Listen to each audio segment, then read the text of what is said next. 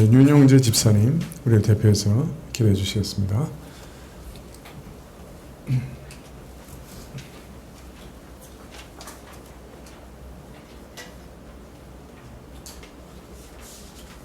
기도하겠습니다.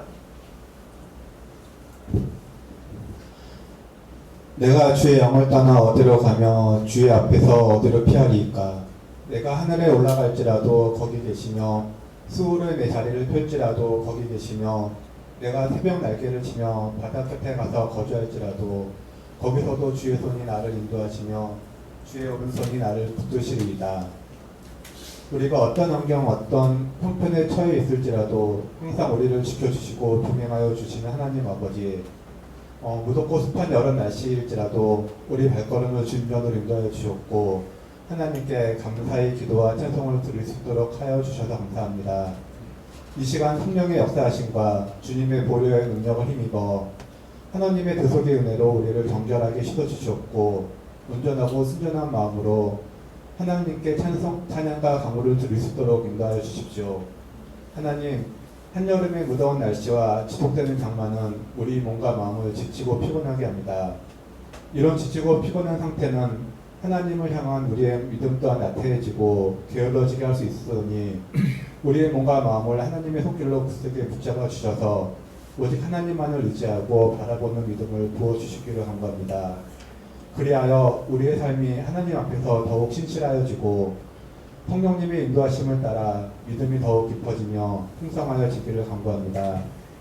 하나님의 공의와 진실, 하나님을 아는 참된 지식과 생명의 영으로 우리를 인도해 주셔서 우리를 죄와 사망의 권세 그리고 세상의 유혹 가운데서 자유롭게 하시옵고 하나님께서 우리에게 명하신 믿음의 좋은 길로 성화교회 성도들을 인도해 주시옵소서. 하나님, 올 여름에는 기나긴 코로나로 인하여 중단되었던 정교인 여름 수련회를 3년 만에 가지고자 합니다. 아직 코로나가 완전히 잡힌 것도 아니며 계속 확진자들이 발생되고 있는 상황이지만 이 3년 만에 진행되는 수련회를 통하여 하나님께서 온전히 붙잡아 주시옵고 참석하는 모든 성도들의 건강과 안전을 지켜주시옵기를 간구합니다. 무엇보다도 이번 수련회를 통하여 하나님의 말씀을 더욱 굳건히 받을 수 있는 기회가 되게 하여 주시옵고 우리의 믿음이 성장되는 기회가 될 수 있도록 성령님이 온전한 역사를 간구합니다. 또한 정교인 여름 수련회뿐만 아니라 유아, 고초, 동부 등의 여름 수련회도 예정되어 있습니다. 이런 수련회를 통하여 우리 아이들이 하나님이 어떤 분이시고 우리 주 예수 그리스도의 구원의 은혜가 우리 영혼에 어떻게 역사하는지를 아는 기회가 되게 하여 주시옵소서. 현 세대는 하나님의 구원의 은혜를 알지 못하며 세상의 모든 지식이 하나님의 말씀에 우선시되며 교회에 나가는 것을 미련한 행동이라 합니다. 우리 아이들이 수련을 통하여 이러한 헛된 사람의 사조로부터 벗어나고 하나님의 말씀을 온전히 받아들일 수 있는 시간이 되게 하여 주옵소서. 하나님, 우리 교회를 위하여 수고하시고 애쓰시는 목사님과 교육자님들을 위하여 간구합니다. 목사님과 교육자님을 통하여 참된 하나님의 말씀이 온전히 선포되고 그 말씀을 성부와 교회 성도들이 온전히 받아들여 세상의 빛과 소금의 역할을 할 수 있게 되기를 간구합니다. 이를 위하여 목사님과 교육자님들을 하나님께서 강건하게 붙잡아 주셨고 성경 말씀을 연구하실 때 풍성한 지혜로 함께하여 주셨고 올바른 하나님의 말씀을 선포할 수 있도록 인도해 주시옵소서. 하나님, 성가교회 모든 성도들, 유아로부터 노년에 이른 성도들까지 하나님께서 온전히 붙잡아 주시옵기를 간구합니다. 무더운 날씨 가운데 우리의 건강을 지켜주셨고 우리의 주위에 아프고 병든 성도들을 함께하사 하나님의 치유의 은사가 함께하기를 간구합니다. 오늘 우리 예배 가운데 함께해 주시옵기를 우리 주 예수님의 이름으로 간구합니다.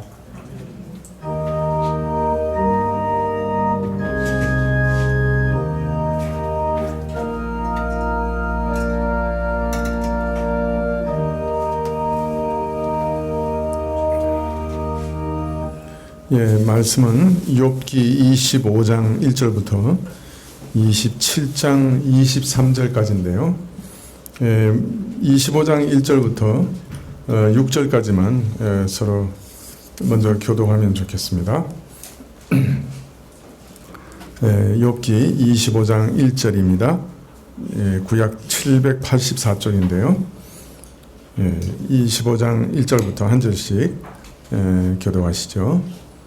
수아 사람 빌닷이 대답하여 가로되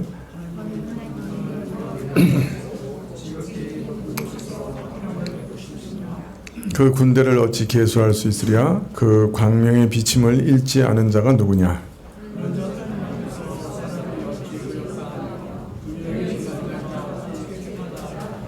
하나님의 눈에는 달이라도 명랑치 못하고 별도 깨끗이 못하거든. 하물며 벌레인 사람 구더기인 인생이랴.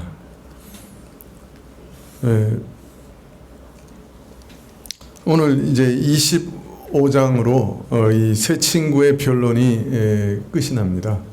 그리고 이제 마지막으로 욥의 변론이 길게 기록된 다음에 이 세 친구와의 모든 논쟁이 끝나게 되죠.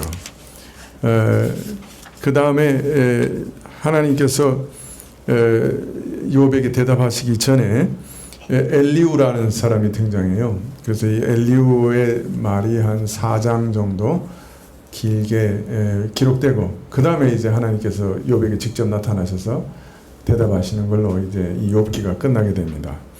그렇기 때문에 이제 오늘 욥기는 일단락 되죠. 세 친구들의 논쟁, 긴 논쟁이 이제 이 28장 이후까지 이제 물론 이제 27장부터는 이제 욥의 좀 새로운 그 자기 변호이긴 하지만은 그러니까 25장, 26장으로 일단락이 거의 되는 셈입니다. 그래서 저 친구들과의 논쟁이 일단락되고 그 다음에 이제 욥 자신의 긴 변론이 있고 그 다음에 이제 엘리우의 말이 있고 그 다음에 이제 하나님이 등장하셔서 욥에게 대답하시는 것으로 이제 욥기가 끝나게 됩니다. 장수로는 아직 많이 남아있지만 사실은 이제 거의 결론 부분에 이르렀다 생각하시면 될 것입니다. 지난 시간에는 친구 엘리바스의 말에 욥이 많이 상심했죠. 그러나 상심한 가운데서 오히려 하나님께만 직접 호소하기 시작합니다. 욥은 이런 패턴을 계속 반복한 거죠. 자기 세 친구들에 대해서 변론하고 또 그 변론 다음에는 하나님께 나아가서 하나님께 호소하고 이런 일들을 계속 해왔는데요.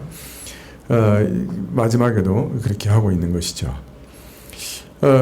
하나님을 만나 뵈려고 아무리 부르짖어도 지금은 만나 뵐 수 없지만은 하나님은 인생의 호소를 결코 멸시치 않으시는 분이기 때문에 또 모든 사정을 공정하고 공평하게 판단하시는 분이신 것을 알기 때문에 욥은 하나님께 호소하기를 그치지 않습니다.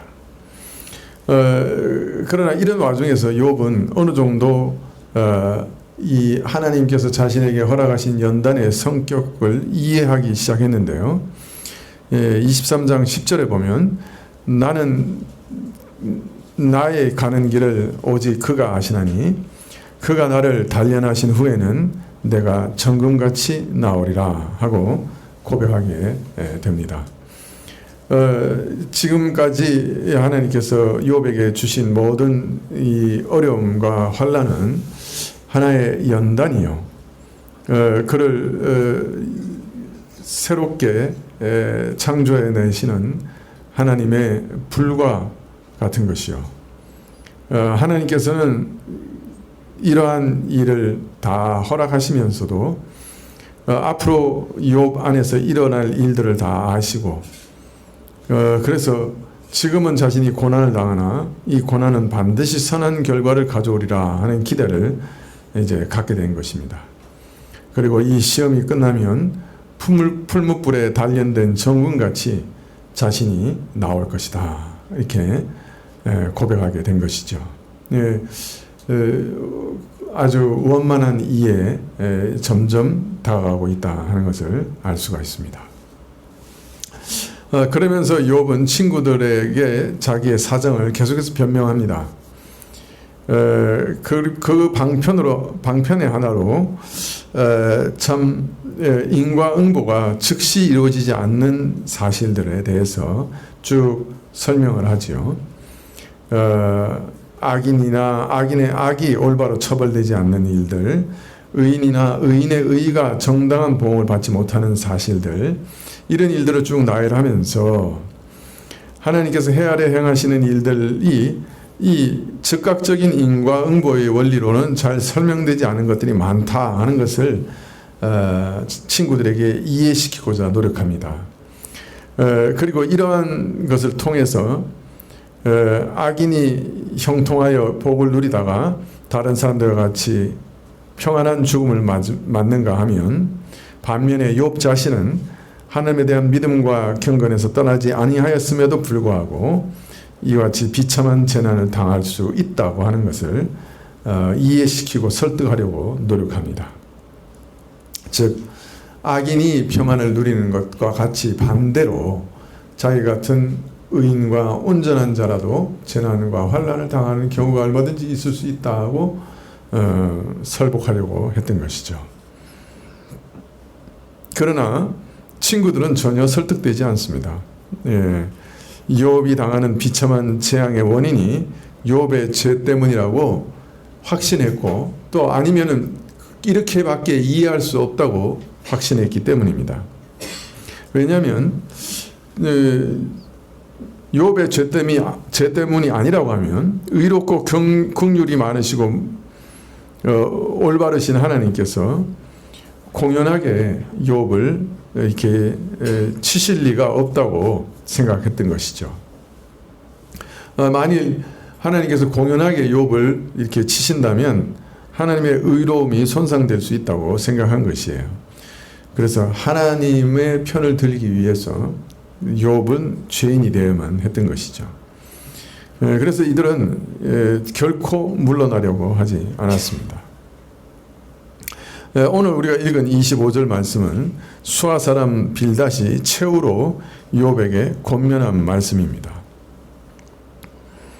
25장 이후에 세 친구의 말은 더 이상 이제 없죠. 소발의 말이 없습니다. 원래는 지금까지의 구조로 봐서는 소발의 말이 나와야 되는데 소발이 지쳐서 그런지 아니면 욥을 더 이상은 설득할 길이 없다고 포기한 때문인지 더 이상 입을 다물고 말하지 않고 수아 사람 빌닷의 대답이 마지막으로 기록되어 있습니다. 2절에 하나님은 권능과 위엄을 가지셨고 지극히 높은 곳에서 화평을 베푸시느니라. 하나님께서는 주권과 위엄이 있으시며 또한 하나님은 지극히 높은 곳에서 평강과 안식을 베푸시느니라. 즉 만물을 다스리는 주권이 세상의 평화가 하나님께만 있으니 하나님에 대한 두려움과 경외의 태도를 취하는 것이 마땅한 것이라. 3절에 그 군대를 어찌 계수할 수 있으랴. 그 광명의 비춤을 입지 않은 자가 누구냐. 그의 군대는 헤아릴 수 없으며 그의 화평과 은혜의 빛을 받지 않은 자가 누구일까. 4절에 그런즉 하나님 앞에서 사람이 어찌 의롭다 하며 부녀에게서 난 자가 어찌 깨끗하다 하랴. 이러하신 하나님 앞에서 누가 의로울 수 있으며 여인에게서 태어난 인생이 어찌 깨끗할 수 있겠는가. 5절에 하나님의 눈에는 달이라도 명랑치 못하고 별도 깨끗이 못하거늘 하늘의 달도 하나님 앞에는 빛을 잃으며 별들도 그 앞에서는 깨끗이 못하나니. 6절에 하물며 벌레인 사람 구더기인 인생이랴. 하물며 벌레 같고 구더기 같은 인생이 어찌 하나님 앞에 깨끗하다 의롭다 할 수 있겠는가.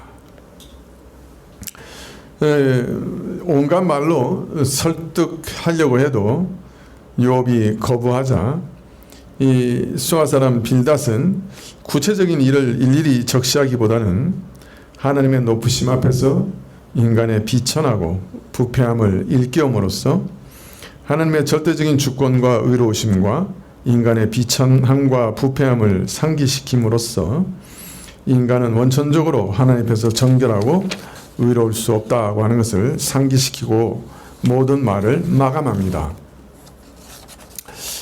물론 최후로 욥으로 하여금 회개케 하기 위해서 이런 말을 한 것이겠지만은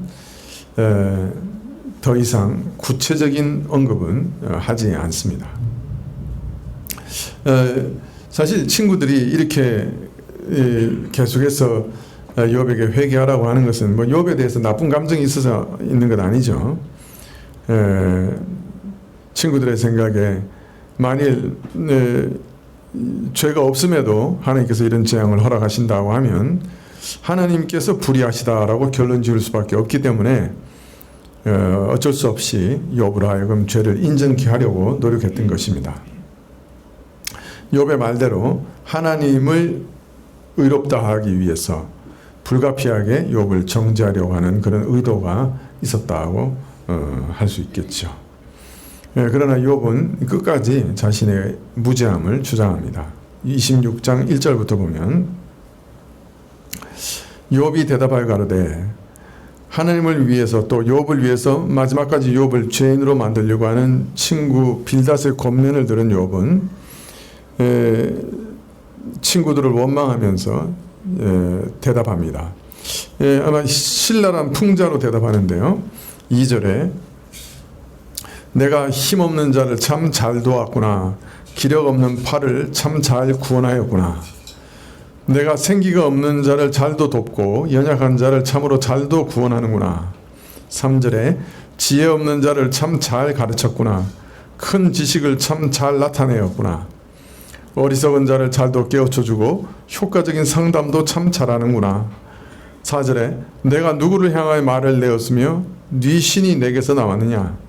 너희로 이런 말을 권면한 자가 누구이며 어떤 영이 너희 입을 빌어서 이런 말을 하게 하였느냐.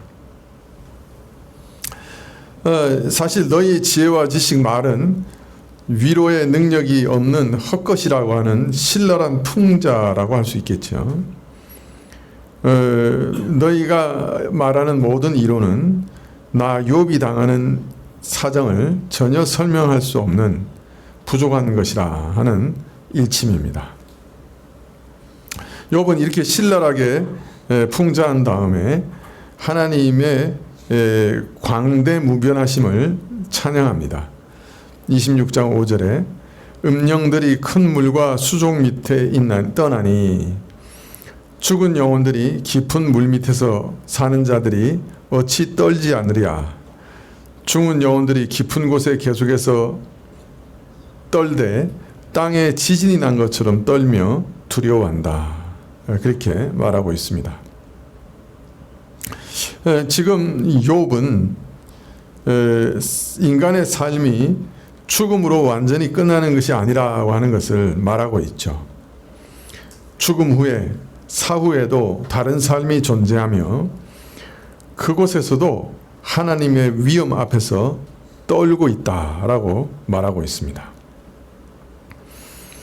6절에 하나님 앞에서는 음부도 드러나며 멸망의 웅덩이도 가려움이 없음이니라. 음부도 멸망도 하나님 앞에서는 벌거벗은 같이 드러나며 결코 감출 수 없기 때문이라. 하나님 앞에서 감출 수 있는 것은 아무것도 없다. 그의 장중에서 벗어나는 것은 단 하나도 없다.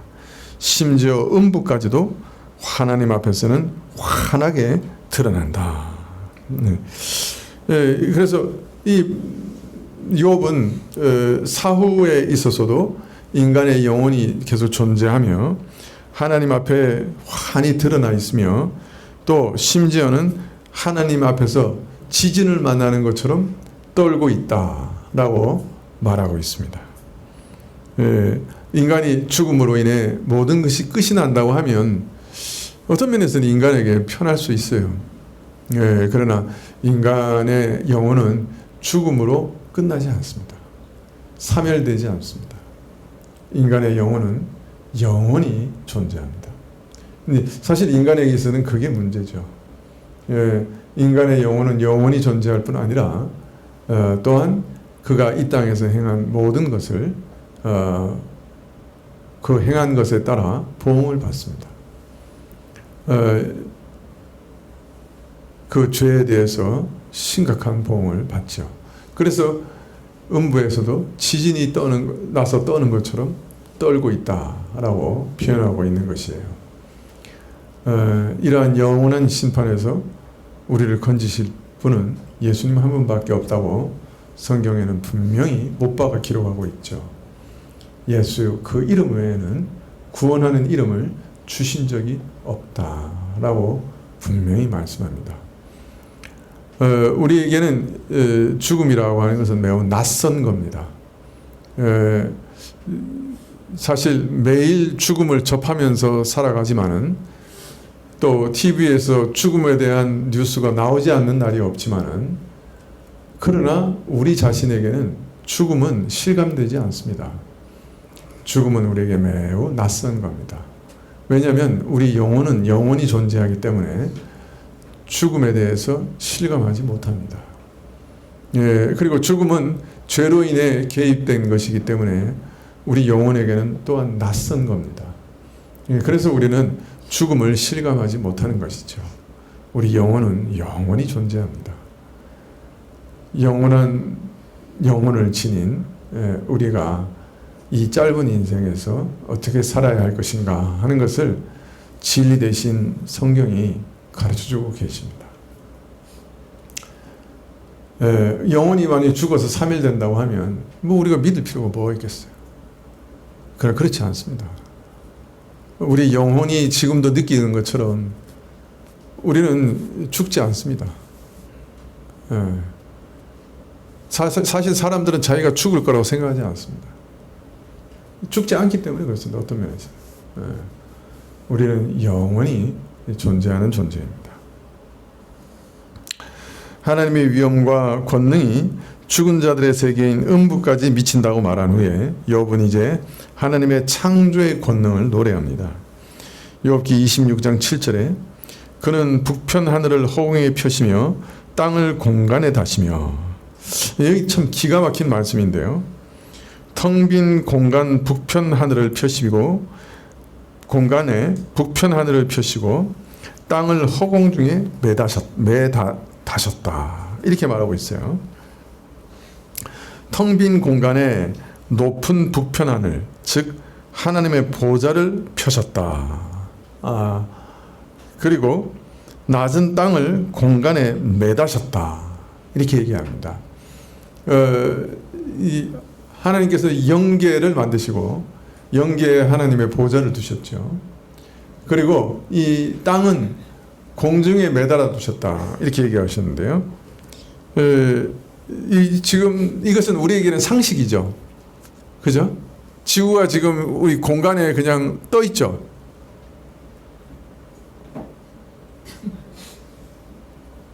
안 믿으십니까? 이거 상식이죠. 그러나 이 당시에는 이거는 상상도 못할 지식이에요. 사실. 그죠? 이건 상상도 못할 지식이라.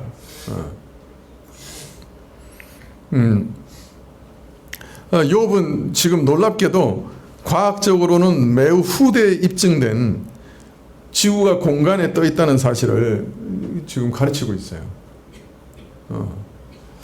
욥은 이후에 뭐 대기권과 기후 현상 이런 것들에 대해서도 얘기하는데요. 욥은 아마 지구 과학에 있어서도 아주 심오한 지식을 갖고 있었던 것 같아요.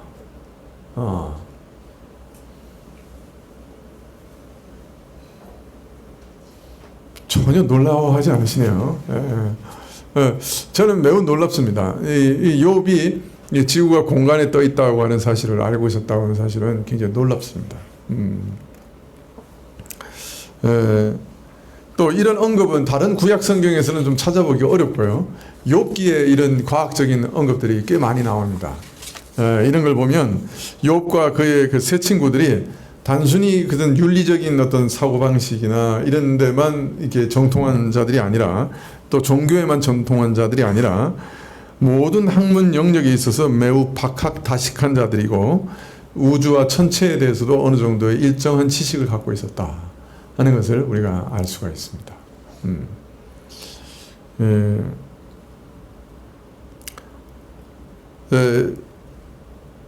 그러니까 우리가 지금 굉장한 그 고대에 있어서는 굉장한 지식을 갖고 있는 사람들의 그 얘기를 그 토론을 지금 읽고 있는 거예요, 사실. 26장 8절에 물을 빽빽한 구름에 싸시나 그 밑에 구름이 찢어지지 아니하니라. 짙은 구름에 물을 가두시나 구름 밑이 찢어지는 일이 없으며 9절에 그는 자기의 보좌를 가리우시고 자기 구름으로 그 위에 펴시며. 근데 이게 보좌라고 할 때 이 보좌, 이 히브리어는 원래 모음이 없거든요. 기록할 때 모음이 없어요. 자음만 쫙 기록되어 있습니다.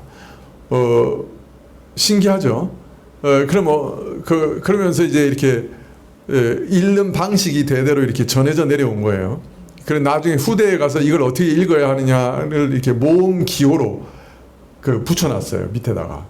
근데 이 보좌라고 하는 단어의 이 밑에 모음을 좀 달리하면 보름달이라고도 읽을 수 있습니다. 여기서는 아마 보좌라기보다는 보름달로 읽는 게 더 문맥에 잘 통하는 것 같아요. 하나님은 보름달을 구름 뒤에 숨기시며 즉 보름달같이 밝은 것도 구름으로 가리어 빛을 잃게 하시는 분이시며 10절에 수면의 경계를 그으셨으되 빛과 어두움의 지경까지 한정을 세우셨느니라.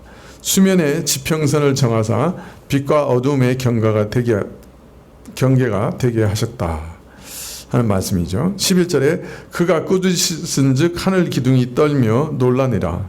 그가 꾸짖으심에 하늘의 기둥이 흔들리게 하시고 12절에 그는 권능으로 바다를 흉흉케 하시고 지혜로 라합을 쳐서 파하시며.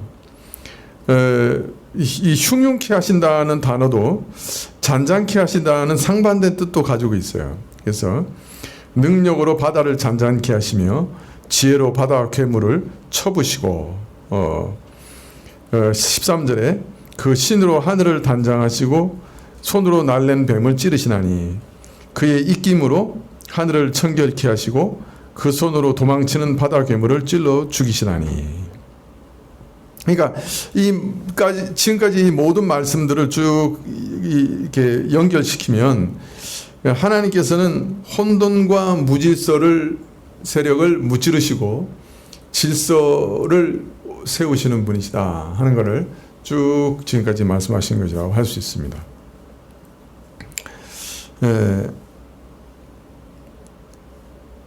14절에 이런 것은 그의 행사의 시작점이요 우리가 그에 대하여 들은 것도 심히 세미한 소리뿐이니라. 그 큰 능력의 우레야 누가 능히 측량하랴. 하나님께서 이 창조 세계에 쭉 보이시고 이 완전히 혼돈 가운데 있었던 첫 창조의 세계가 하나님의 완전한 질서 가운데로 이렇게 온전하게 창조의 질서를 세우시고 하는 이런 모든 창조의 능력 가운데서 보이신 하나님의 능력은 아주 작은 일부분 뿐이라는 거예요. 그래서 이런 놀랍고 광대무변한 일들이 실상은 하나님께서 행하신 일들의 지극히 작은 일부분 뿐이며 우리가 그에 대해 듣는 것 또한 아주 희미할 뿐이다. 그분의 권능에 찬 우레소리를 누가 도대체 이해할 수 있겠는가. 이렇게 노래하고 있는 것이죠. 즉 누가 하나님의 능력과 권력과 위엄과 창조의 지혜를 제대로 이해할 수가 있겠는가. 하나님께서는 우리 인간의 이해를 초월해 계시는 분이시요 하나님께서 행하시는 일에 인간이 아는 것은 참으로 희미하고 지극히 미미한 한 조각일 뿐이다. 이렇게 말하고 있습니다. 그러니까 창조의 권능과 그 창조하시면서 질서를 모든 만물에 부여하신 것을 쭉 말하면서 그런데 이게 하나님께서 행하신 일의 아주 지극히 일부분이고 또 우리가 아는 하나님에 대해서 우리가 아는 것도 그냥 아주 조금인 것뿐이라는 거죠. 하나님은 우리의 지각을 뛰어넘는 아주 광대무변하신 하나님이시다 하는 걸 지금 강조하고 있는 것이죠. 그래서 왜 지금 욥이 이걸 그렇게 강조하는 걸까요? 두 가지 측면이 있는 것 같아요. 하나는 친구들이 이렇게 분명한 한계를 지닌 피조물임에도 불구하고 마치 자신들이 하나님의 모든 것을 다 아는 사람들인 양 교만하게 욥을 정죄하는 것을 경계하는 목적으로 이렇게 말하는 것일 수 있습니다. 또 더해서 욥 자신에 관해서도 지금 자신이 당하는 고난 가운데 하나님의 섭리를 겸허하게 인정하면서 자신의 판단의 한계성을, 자신이 하나님을 참으로 잘 알지 못한다라고 하는 사실을 고백하고 있다고 말할 수도 있겠죠. 그래서 어떤 면에서 새 친구들과의 논쟁에 대해서 변론하면서 첫 번째 결론은 우리가 아는 것이 심히 적습니다. 그러므로 당신들도 함부로 판단하지 말고 나도 함부로 판단하지 않는 것이 좋겠습니다. 이렇게 말하고 있다고 할 수 있겠죠. 27장부터는 이제 욥의 새로운 자기 고백이 나옵니다. 27장 1절에 욥이 또 비사를 들어 가로되 격언을 들어 말한다 이런 말로 시작되는데요. 여기서 비사는 속담, 비유, 격언 이런 뜻의 단어입니다. 여기서는 인생 전반에 적용되는 보편적인 교훈이나 예정을 뜻하는 말로 욥의 변론이 죄송합니다. 보편적 진리에 근거한다는 사실을 암시하는 말로 사용되었다고 할 수 있습니다. 그래서 이 욥은 이제 새로운 차원의 말을 시작했고 앞선 모든 변론과는 다른 새로운 국면의 말을 시작했다고 하는 것을 암시하다고 볼 수 있습니다. 이어서 욥은 26장에 고백한 그 전능하신 하나님께서 무지한 인간에 불과한 욥에게서 하나님이 행하신 일에 대해 지극히 미미한 지식밖에 없는 욥에게서 공정한 판결을 빼앗으시고 그의 영혼을 비참하게 하셨다고 이렇게 얘기합니다. 그래서 2절에 나의 의를 빼앗으신 하나님, 나의 영혼을 괴롭게 하신 전능자의 사심을 가리켜 맹세하노니 이렇게 말합니다. 내게서 정당한 판결을 거두어 가신 하나님은 살아계시고 그는 나의 영혼을 괴롭히시는 전능자십니다. 이렇게 얘기한 것이죠. 내게서 정당한 판결, 즉 의를 빼앗으셨다 하는 이 말씀은 하나님께서 욥을 악인으로 정죄하셨다 그런 뜻은 아닌 것으로 보입니다. 오히려 하나님께서 욥의 믿음과 경건에 걸맞은 모든 외적인 환경과 모양, 즉 물질적 축복과 가정의 행복, 모든 형통과 부요함을 다 거두어 가시고 나의 경건을 간접적으로 증거해 줄 만한 모든 것을 빼앗아 가시고 욥에게 오히려 재앙을 더하심으로 마치 욥은 그런 재앙을 받기 합당한 악인처럼 취급당하고 있음을 고백하는 말이라고 할 수 있겠죠. 또 이해할 수 없는 일 앞에서 혼란과 갈등과 비참과 낙심에 빠뜨리신 일을 두고 한 말이라고 할 수 있습니다. 3절에 나의 생명이 아직 내 속에 완전히 있고 하나님의 기운이 오히려 내 코에 있느니라. 내게 숨이 붙어있는 한, 하나님의 생기가 내 코에 있는 한, 4절에 결코 내 입술이 불의를 말하지 아니하며 내 혀가 괴우를 바라지 아니하리라. 내 입술이 결코 악한 말을 하지 아니하며 내 혀가 거짓을 말하지 아니하리라. 내게 재난을 허락하사 마치 악인처럼 취급당하게 하시고 내 영혼을 괴롭고 비참하게 하신 바로 그 하나님을 두고 맹세하노니 내가 하나님의 지극히 높으심을 부인하는 것이 아니라 벌레 같은 인생으로서 그 하나님 앞에 얼마나 무지한 자인지 내가 하나님을 행하시는 일을 안다 해도 그 지식이 얼마나 미미하고 지극히 작은 일에 지나지 않는다는 것을 모르는 것은 아니나 그럼에도 불구하고 내가 맹세하노니 나는 결코 마음에 없는 거짓을 말할 수 없으므로 내 양심에 확신하는 것과 달리 말할 수가 없노라.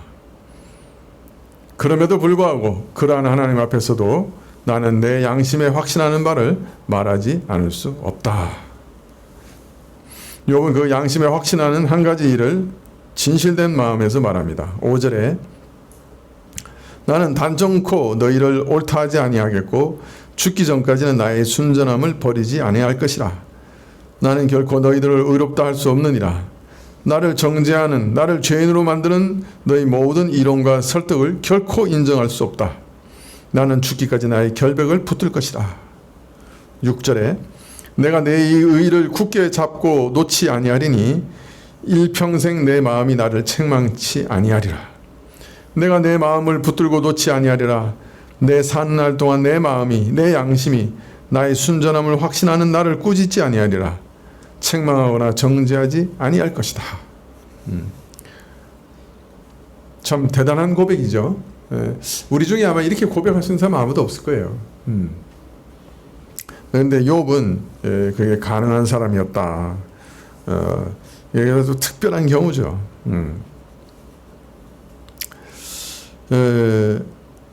욥은 이처럼 내가 당하는 이 재단은 결코 나의 죄 때문에 임한 것이 아니라 하는 것을 확신하고 있었습니다.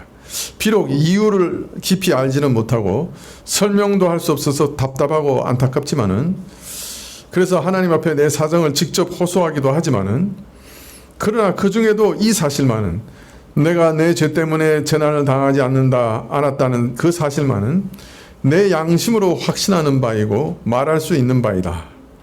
내가 내 자신이 당하는 일의 전말을 명쾌하게 분명하게 설명하여서 친구들의 이론을 반박할 수 없지만은, 하나님께서 행하시는 일 가운데 즉각적인 인과응보의 원리만으로는 설명할 수 없는 일들이, 신비한 일들이, 설명할 수 없는 일들이 얼마든지 있다는 것으로 나 자신을 변명할 수밖에 없지만은, 그러나 내 양심이 분명히 확신하는 바는 내가 이때까지 하나님과 더불어 살아온 그 삶에서 그의 복된 교제와 교통을 파괴할 만한 어떤 죄도 찾을 수 없다는 사실이요. 내가 타락과 부패에서 완전히 벗어났거나 죄를 전혀 짓지 아니하였다는 그런 뜻은 아니지만은, 그러나 하나님과 더불어 살아온 내 생애에서 내 죄를 용서하시고 받아주시고 나에게 은혜를 베풀어 오신 경험 가운데서, 하나님의 교통의 축복 가운데서 내가 이런 재앙을 초래하거나 하나님께서 나를 외면하시고 이처럼 혹독한 심판으로 처벌하실 만한 어떤 죄도 발견할 수 없었다라고 고백하고 있는 것입니다. 욥은 자신의 무죄함을 이처럼 분명히 확신하였으므로 그의 대적, 욥을 쳐서 악인이라 정죄하는 자들에 대해 이렇게 얘기합니다. 7절에 나의 대적은 악인과 같이 되고 일어나 나를 치는 자는 불의한 자 같이 되기를 원하노라. 나의 원수는 악인같이 되고 나를 대적하여 일어나는 자는 불의한 자 같이 될지니라. 무죄한 자를 죄인으로 만드는 자들은 바로 너희들이요, 너희는 악인과 불의한 자들이라.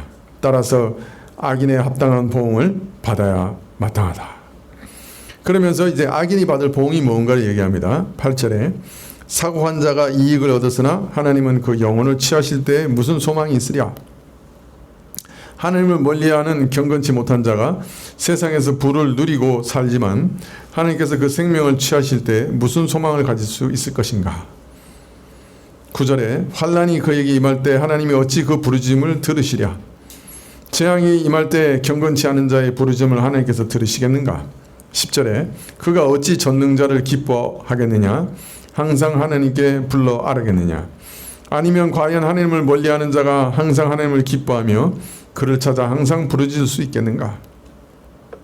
이어서 욥은 친구들이 처한 위험을 경고합니다. 11절에 하나님이 하시는 일을 내가 너희에게 가르칠 것이요 전능자의 뜻을 내가 숨기지 아니하리라. 내가 하나님의 능력을 너희에게 가르치며 전능자의 길을 내가 숨기지 아니하리라. 12절에 너희가 다 이것을 보았거늘 어찌하여 아주 허탄한 사람이 되었는고. 보라, 너희 모두가 친히 그것을 보았는데 어찌하여 너희가 다 함께 허황된 사람이 되었느냐. 13절에 악인이 하나님께 얻을 분깃, 광포자가 전능자의 받을 산업은 이것이라. 악인으로 하여금 얻게 하시는 그 마지막 목은 압제자들이 전능자로부터 받을 유업은 이러하니라. 14절에 그 자손이 번성하여도 칼을 위하며 그 후에는 식물을 배부르지 못할 것이며 자녀가 많을지라도 칼에 붙이울 것이요 소생이 많을지라도 배불리 먹지 못할 것이요. 15절에 그 남은 자는 연병으로 묻히리니 그의 과부들이 울지 못할 것이며 그 남은 자는 전염병으로 죽어 묻힐 것이고 과부된 그 아내들은 그들을 위해 울지도 못할 것이며 16절에 그가 비록 은을 티끌같이 쌓고 의복을 진흙같이 예비할지라도 은을 티끌같이 모으며 의복을 흙무더기같이 쌓을지라도 17절에 그 예비한 것을 의인이 입을 것이요 그 은은 무죄한 자가 나눌 것이며 그가 모은 모든 것을 악인들이 입으며 무죄한 자가 그 은을 나누니라. 18절에 그 지은 집은 조매 집 같고 상직군의 초막 같을 것이며 그들이 짓는 집은 거미집 같으며 아무리 살뜰하게 세워도 고작 파수꾼의 초막이라. 부자로 누우나 그 조상에게로 돌아가지 못할 것이요 눈을 뜬 즉 없어졌으리라. 부자로 잠들었으나 그것으로 마지막이라. 눈을 떠보면 다 사라지고 없으리라. 두려움이 물같이 그를 따라 미칠 것이요 폭풍이 밤에 그를 빼앗아 갈 것이며 두려움이 홍수처럼 저들에게 닥칠 것이며 폭풍이 밤사이에 저들을 휩쓸어 가리라. 동풍이 그를 21절에 동풍이 그를 날려보내어 그 초소에서 몰아내리라. 동풍이 불어와 사정없이 저들이 살던 집에서 내동댕이 칠 것이요 22절 하나님이 그를 아끼지 아니하시고 쏘시나니 그가 그 손에서 피하려 하여도 못할 것이라. 하나님께서 저를 용서하지 않으시고 내팽개 치실 것이니 그가 그 손에서 도망하려고 하여도 못할 것이라. 23절 사람들이 박장하며 비소하고 그 초에서 몰아내리라. 사람들이 저에게 손뼉치며 몰려와 저를 그 초소에서 쫓아내리라. 악인들이 이렇게 비참한 현실을 맞이한다고 또다시 이제 강조하고 있습니다. 사실 악인들이 움켜쥔 것 같은데 그런데 나중에 보면 사실 티끌을 움켜쥔 것 같고 그 손에 아무것도 남지 못하고 또 움켜쥐어도 누리지 못하는 것들이 정말 많죠. 네, 그런 사실을 오늘 욥이 또다시 얘기하고 있습니다. 어제 제가 전화 한 통을 받았어요. 제가 아는 분들 형제 간에 큰 이제 분란이 일어났는데 아버님이 어마어마한 갚으셨어요. 예를 들면 남대문 시장 앞에 남대문 시장에 들어가는 그 공용 주차장을 하나 가지고 있다 그러면 그분이 부자일까요? 아닐까요? 부자죠. 그런 땅이 막 여러 개 있고 집도 여러 개 있다 그러면 부자일까요? 안 부자일까요? 부자죠. 거기다가 이렇게 공장도 여러 개 가지고 계시다 그러면 부자일까요? 아닐까요? 부자죠. 그런 분이 계셨어요. 진짜로. 근데 이제 아들 삼형제가 있었는데 이제 이 둘째 분이 얼마나 욕심이 많으신지 아버님 이제 돌아가시기 전에 막 이리저리 해서 아버님 거를 이제 이리 빼고 저리 빼가지고 그냥 엄청 쌓아둔 거예요.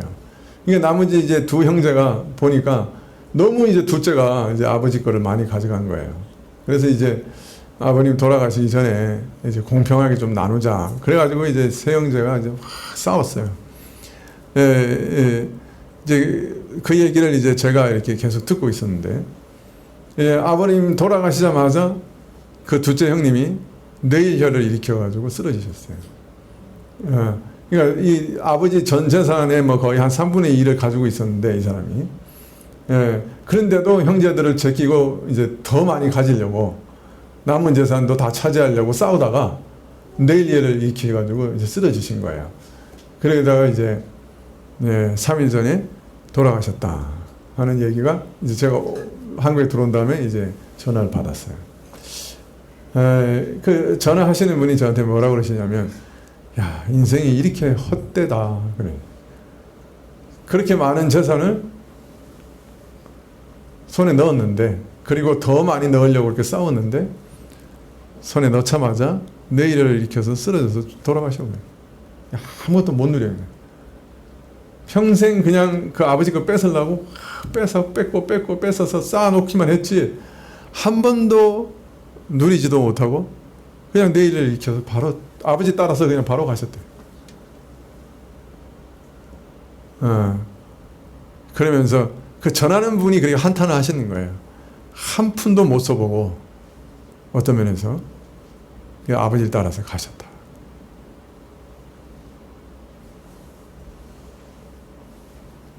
우리 인생이 그래요. 그래서 성경에 보면 얻는 것도 복이지만은 누리는 것도 하나님의 은혜로만 된다. 그렇게 얘기하시는 거죠. 하여튼 뭐 지금 이제 그 욥의 말씀을 읽다 보니까 이제 그 사건이 이제 좀 떠올라서 이제 말씀을 드렸습니다만은, 예, 하여튼 근데 오늘 이 욥의 말은 이게 그 주석학자들에게는 상당히 곤혹스러운 말이에요. 왜냐하면은 그 하나님의 처사에 대해서 원망하면서 왜 내게 이런 일을 허락하시는가 그 이유를 질문하고 막 고민하는 욥이 그 마지막에 이제 최종 답변에 와서는 다시 그 하나님의 전능과 주권과 지혜를 막 찬양하는 거예요. 또 악인에 대한 보응에 대해서 우리가 금방 읽었던 것처럼 친구들하고 똑같은 말을 하는 거예요. 여러분, 우리 27장 이제 마지막 부분 읽었는데 이거 계속 친구들이 얘기했던 거 아니에요, 그죠? 욥에게 얘기했던 그 얘기예요. 그 인과응보의 법칙대로 악인은 반드시 이렇게 보응을 받는다. 이거 누가 얘기한 거예요? 세 친구들이 얘기한 거예요. 그런데 마지막에 와서 욥이 그 세 친구의 말을 그대로 다시 하는 거예요. 여러분 느꼈는지 모르겠지만은 사실 이거 세 친구가 욥에게 했던 말이에요. 근데 그걸 다시 욥이 또 그대로 다시 한단 말이에요. 예. 그래서 이제 주석학자들이 그냥 아주 당황스러운 거예요. 이걸 어떻게 해석해야 되느냐 말이에요. 예. 그래서 어떤 분들은 26장 5절 이하의 말은 욥의 말이 아니고 25장 빌닷의 말이 계속되는 것이거나 또는 나아마 사람 소발의 말이다. 3회전에서는 소발의 말이 나오지 않으니까. 그래서 사실 이 부분은 소말의 말이라고 이렇게 주장하는 분도 있어요. 그러나 이들의 주장은 성경 자체의 지지를 받지는 못하죠. 분명히 성경은 이게 욥의 비사를 들어 말한 것이라고 분명히 못 박아서 말하고 있기 때문에 욥의 말이라고 분명히 말하고 있거든요. 그런데 내용은 소발의 말이야. 그죠? 그래서 이게 지금 어려운 거예요. 이걸 어떻게 해석해야 되는가. 예. 오늘 말씀에 따라서 우리가 알 수 있는 것은 욥이 결코 친구들의 주장과 이론, 즉 하나님의 권세와 위엄과 지혜, 또한 악인과 의인에 대한 공정한 심판의 원리를 결코 부인하는 자가 아니라는 거예요. 그들과 같이 똑같이 인정하고 있다는 거예요. 인과응보의 원리도 똑같이 인정하고 있다는 거예요. 악인이 반드시 심판을 받는다는 거예요. 특히 오늘 읽은 마지막 부분의 말씀 27장 13절 이하의 말씀, 악인이 당하는 보응, 그들에게 합당한 목이 무언가를 분명히 밝히는 말씀에서 욥은 악에 대한 보응이 반드시 있을 것이라고 분명히 선언하고 있습니다. 물론 앞에서 욥은 악인이 받을 것을 의인이 받고 의인이 받을 것을 악인이 받는 현상을 두고 인과응보의 법칙이 현실에서는 잘 적용이 되지 않는다고 말한 것도 사실입니다만은, 그러나 이런 원리가 하나님의 통치의 가장 근본적인 원리인 것을 자신도 알고 있다고 지금 말하고 있는 것입니다. 다만 이 인과응보의 원리가 지금 이 땅에서는 온전히 드러나지 않는 예들을 들어 반대로 욥의 경우도 욥 자신이 죄 때문에 형벌을 당하지 않을 수 있다는 것을 알리고 싶었을 뿐인 거예요. 따라서 욥의 친구들의 주장 그 자체가 틀렸다고 욥이 지금 말하고 있는 것이 아님을 우리는 27장에서 알 수 있습니다. 욥은 옛날부터 그 사실을 잘 알고 있었고 욥도 다 인정하는 것이에요. 다만 친구들과 욥의 다른 점은 지금 욥이 당하고 있는 재난에 대한 이해인 것이죠. 욥이 당하고 있는 지금 이 재난에 대한 이해가 그 설명이 다를 뿐인 거예요. 이 인과응보의 법칙을 부정하는 건 절대로 아니라. 욥의 친구들은 욥의 죄가 그 원인이라고 확신하고 회개할 것을 권면한 반면에 욥은 이 재난이 그의 죄 때문에 말미암은 것이 아닌 것을 확신하며 이 재앙의 의미가 비록 분명히 이해할 수는 없으나 하나님의 인과응보의 차원을 넘어서는 어떤 것임을 어렴풋이 짐작하고 자신의 무죄를 고백하고 있는 것뿐인 것이죠. 말하자면 욥은 여기서 인과응보의 결과로 말미암지 않는 어떤 종류의 고난과 또한 인과응보의 결과로 말미암지 않는 어떤 축복이 아니 축복이라고 그랬던 번영이죠. 번영에 대해서 말하고 있는 것입니다. 우리는 통상 어떻게 생각합니까? 욥기가 이렇게 끈질기게 이렇게 계속 얘기하고 있는 그 주제가 뭡니까? 우리는 보통 어떤 사람이 참 잘되고 이 땅에서 복을 받고 행복하고 그러면 아, 저 사람은 하나님 앞에서 경건한 사람이라서 하나님께서 저렇게 복 주시는 거다 이렇게 생각하고, 어떤 사람이 막 어려움을 당하고 병이 들고 재난을 당하면 아, 하나님 앞에서 죄가 있어서 저렇게 당하는 것이다 이렇게 생각해요. 이게 아주 우리 안에 뿌리 깊고 아주 견고하게 박혀 있는 생각입니다. 예. 그래서 교회 안에서도 이게 뭔가 좀 횡행을 당하고 어려움을 당하고 이러면, 또 가난하게 되고 이러면 사람들이 아, 저 사람은 하나님 앞에서 버림을 받거나 또 하나님 앞에서 뭔가 죄가 있어서 저래 이렇게 지레 짐작을 하는 거죠. 그게 본능적으로 그렇게 느껴지는 거예요. 왜냐하면 인과응보의 법칙을 따라서 우리가 살아가는 것이고, 이게 우주를 다스리는 기본 원리라는 것을 우리가 본능적으로 알기 때문에 그렇게 생각하는 거죠. 그리고 뭔가 이제 부자가 되고 번성하고 뭐가 잘 되면 아, 하나님 앞에서 저 사람들은 경건하기 때문에 저런 복을 받는 거다 이렇게 생각하는 거죠. 그게 맞을 수도 있지만, 그러나 전혀 아닐 수도 있는 거예요. 정반대일 수도 있는 거예요. 막 번영하고 번성하지만은 그 사람은 악당이야. 믿음이 없고 하나님을 배반하면서 살아가는데도 그냥 하나님이 주시는 은총 안에서, 일반 은총 안에서 막 잘되고 번성할 수 있고 얼마든지 그럴 수 있는 거예요. 또 반대로 어떤 사람이 막 횡행을 당하고 어려움을 당하고 질병 가운데 고생하고 많은 고난을 당해도 매우 경건한 사람일 수 있는 거예요. 그러니까 겉으로 드러난 것만으로 어떤 사람을 판단하는 것은 잘못된 거예요, 사실. 그걸 욥이 지금 계속 가르치고 있는 거예요. 끈질기게 가르치고 있는 거예요. 왜냐하면 그만큼 우리 안에 그것은 끈질긴 본성이기 때문에. 그러니까 쉽사리 그렇게 판단해버리잖아요. 그죠? 그래서 누가 어린아이가 아프면 이거 어린애의 죄 때문이에요? 아니면 부모의 죄 때문이에요? 이게 그냥 우리 입에서 그냥 그렇게 나오는 거죠. 그죠?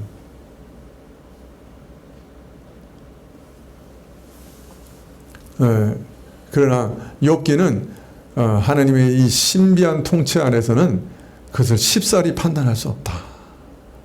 그걸 쉽사리 판단할 수 있는 일이 아니다. 그렇게 말씀하고 있는 거예요. 끈질기게, 우리의 본성만큼 끈질기게 그걸 강조해서 지금 가르치고 계시는 거예요. 그래서 이게 계속 반복해서 나오는 거예요. 이게 어떤 면에서는 아주 비슷한 말이잖아요. 계속 같은 말로. 그래서 우리가 매우 조심해야 돼요. 나를 자신을 판단할 때도 아, 내가 뭐든지 잘 되고 형통하고 범사에 잘 되고 이러면 우리 속으로는 아, 내가 지금 하나님과 뭐 없이 관계가 괜찮은 것 같아.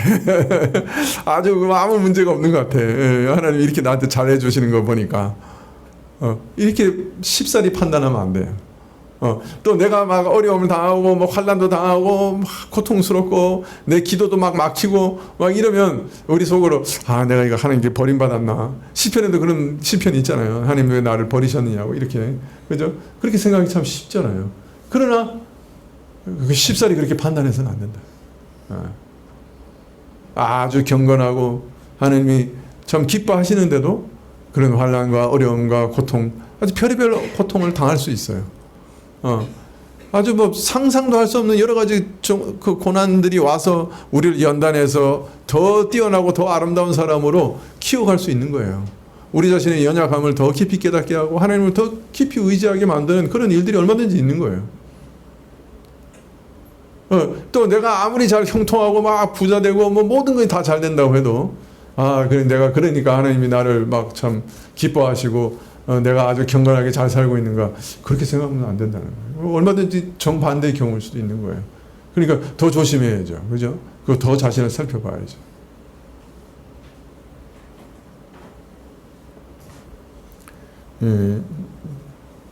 욥기에는 그래서 이런 인과응보의 법칙만으로는 설명되지 않는 부요함과 또한 고통, 형통함, 그리고 또 인과응보의 법칙으로도 설명되지 않는 환난과 고난이 얼마든지 있을 수 있다 하는 것에 대해서 지금 얘기하고 있는 것 여러분이 잘 이해하시고 이게 사람의 겉으로 드러난 모습만으로 어떤 사람들을 판단하지 않으시기를 부탁을 드립니다. 교회 안에서도 어려운 일을 당하면요, 함께 막 기도하고 함께 돕고 해서 그 사람을 이렇게 세우는 게 아니라 그 사람이 어느 순간에 슥 교회에서 빠져나가 버려요. 그러니까 왜 사람들이 다 아, 저 사람 좀 하나님 옆에서 뭐 미운 틀이 박혔나 이렇게 생각하고 자기도 그렇게 생각하니까. 근데 그런 판단은 심히 잘못될 수 있다 하는 것을 여러분 깊이 생각하셔야 됩니다. 물론 우리가 우리 죄 때문에 형벌을 당할 수도 있어요. 그럼 자기 회개해야죠. 찾아가지고 회개해야 되겠죠. 그러나 그렇지 않을 수도 있다 하는 것을 잘 이해하시면 좋겠습니다. 기도하시겠습니다. 네. 네. 아버지 하나님, 참 하나님의 지혜로우시고 신비하신 섭리에 대해서 오늘도 살펴보았습니다. 하나님의 그 깊고 광대하신 지혜 가운데 우리 자신의 앞날을 다 맡길 수 있게 해주시고, 또 하나님께서 우리에게 주시는 모든 것들 가운데 오히려 감사하게 하시고, 환난과 형통함 속에서도 하나님만을 의지하며 늘 감사하는 저희들이 되게 하여 주옵소서. 예수님의 이름으로 기도합니다. 아멘. 예. 예, 하늘에 계신 우리 아버지시여, 이름이 거룩히 여김을 받으시오며 나라의 임하옵시며 뜻이 하늘에서 이룬 것 같이 땅에서도 이루어지이다. 오늘날 우리에게 일용할 양식을 주옵시고, 우리가 우리에게 죄 지은 자를 사하여 준 것 같이 우리 죄를 사하여 주옵시고, 우리를 시험에 들게 하지 마옵시고 다만 악에서 구하옵소서. 대개 나라와 권세와 영광이 아버지께 영원히 싸움나이다. 아멘.